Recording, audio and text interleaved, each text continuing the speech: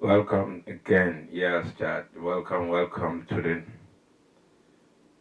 Diaspora podcast. We're just gonna talk about few stuff, just have a dialogue today regarding some things that have been going on back home in Africa and regarding international policies that have been happening. So it's just a chat, what I mean, just a dialogue and see why is it excuse me, how comes the international countries like America and the UK and most European countries are working on their sorry, they're working on their foreign policies and immigration policies, while our leaders in Africa are still keeping the old policies and old principles, like in terms of, let's say, immigration. Let's talk about immigration more, like mostly or particularly. We have all our citizens traveling across the world. With 90% of all these countries are like visa before you get in. You need to have a requirement, certain standards, whatever financially, and before you are even given an entry. So how comes it is just one way? You see, for me, I don't have no problem with U.S. policies or UK policies, or when it comes to their immigration policies. It is their country. Likewise, it should be the same thing as when comes to African countries. Our leaders should be having these like strict policies when in regard to European citizens traveling to Africa or American citizens traveling to Africa. They need to acquire visa. They need to be put through restrictions, so much strict restriction that they have to come up with, at least like we do, financially pay so much to get out of Africa to come to Europe or America. It's have to apply. That have to apply to foreign citizens, especially Europeans and Americans. It's not tick for tag, but if at all a country is tightening up their foreign policy, their immigration policy, I think African countries should do the same. It is time that we also have that type of restrictions, because we have so many bad apples coming from America and Europe and Africa, spreading diseases, running pedophilia, gang rings, you know, crimes and all other stuff. So it's not just the fact that Africans are traveling to Europe and facing all type of hardship, racism, visa restrictions, all of these things. Like even to have a public fund, you're not gonna have one until you at least become a resident or hold a British passport or U.S. green card. But when these like Europeans come to Africa, like it's easy. We welcome them with open arms, from the government to the people, locals, and everybody. They're well welcome, and they enjoy themselves. If they want to stay, they stay. They work.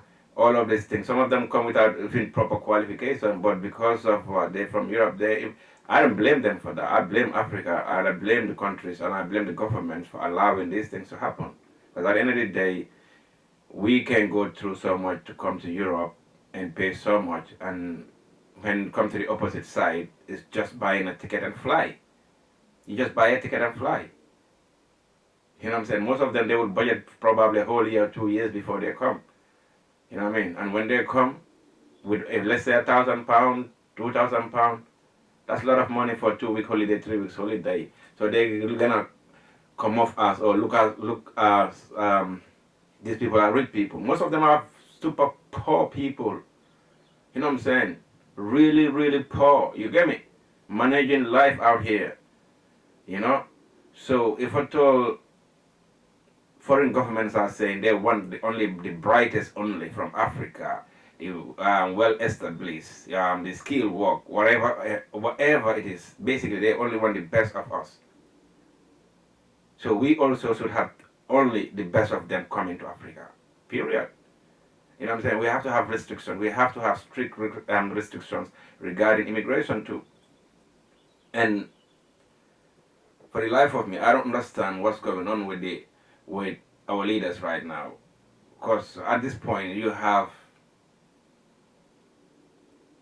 like, I would say, what, 60% of our countries in Africa all are on the list, on the either ban list or restricted list. And I have not heard any one African government or one country, all right, with few exceptions, you know what I'm saying?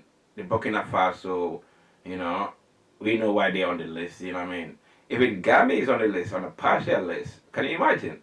Like, they have most countries on this list for what?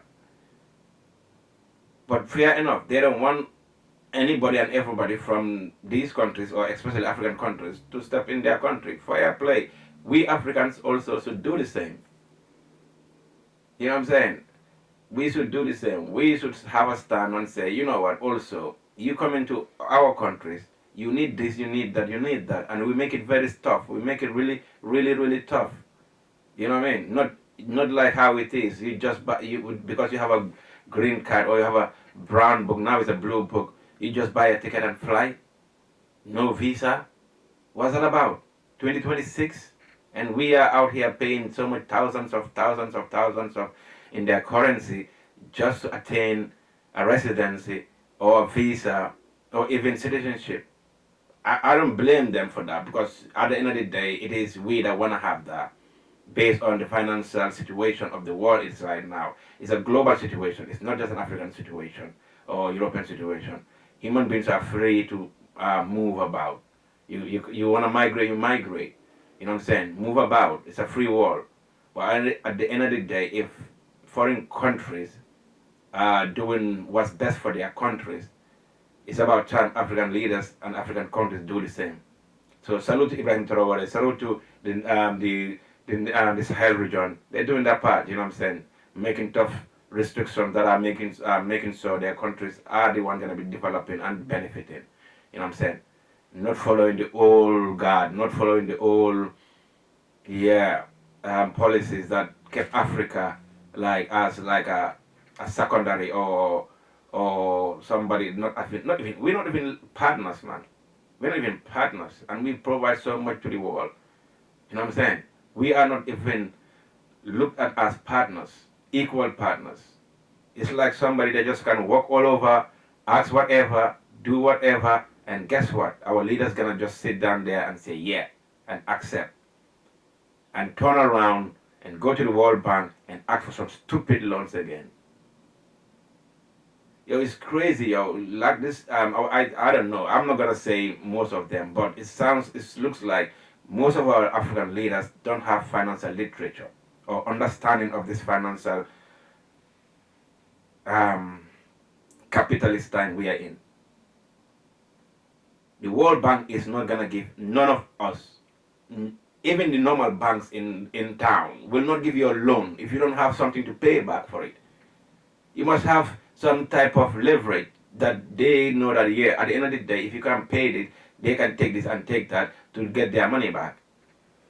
You must have something to offer before you're giving a loan. So why African leaders or African countries are not waking up with this stupid loan taken from the World Bank? We are all in debt. Most African countries are in debt. And bad debt, not good debt. Because that is good debt. If they were taking the money and develop the country and be in a position to pay back this debt, it's easy, it's better. If you understand financial literature, it's better to use somebody's money and